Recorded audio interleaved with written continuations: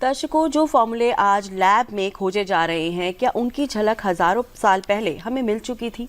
दर्शकों, energy, quantum, ब्रह्मांड, ये शब्द जो आजकल ट्रेंड में है ना, लेकिन सवाल ये उठता है, क्या ये पहले से ही हमारे वेदों में थे? बिल्कुल, समय बदला, टेक्नोलॉजी बदली, लेकिन ज्ञान की धारा वही है।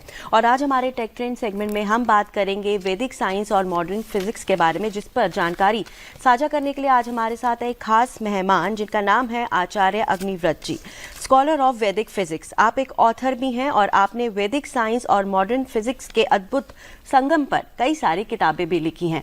बहुत बहुत स्वागत है आचार्य जी आपका हमारे डीडी मॉर्निंग शो में। बहुत बहुत आपका भी धन्यवाद। नमस्ते।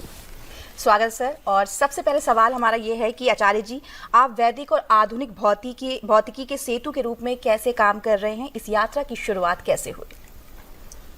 प्रत्येक मनुष्य को, जो ब्रह्मांड का सर्वश्रेष्ठ प्राणी है, उसको इस ब्रह्मांड के बारे में जानना ही चाहिए, और ये स्वभाव मेरा पहले से था जी।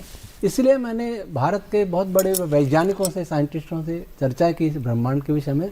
मुझे उनसे ऐसी जानकारी मिली, ऐसे समस्याओं के बारे में जानकारी मिली जो आज तक सुलझ नहीं पाई।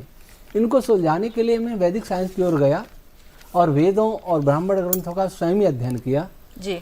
और ये देखा कि हम वैदिक साइंस के द्वारा, प्राचीन साइंस के द्वारा, हम आज के फिजिक्स की समस्याओं को अधिक अच्छी तरह से सुलझा सकते हैं। ब्रह्मांड के जो रहस्य साइंस नहीं जानता, वह हम बता सकते हैं। इसके लिए मैंने अभी लगभग 33-34 पुस्तकें लिख दी हैं जी।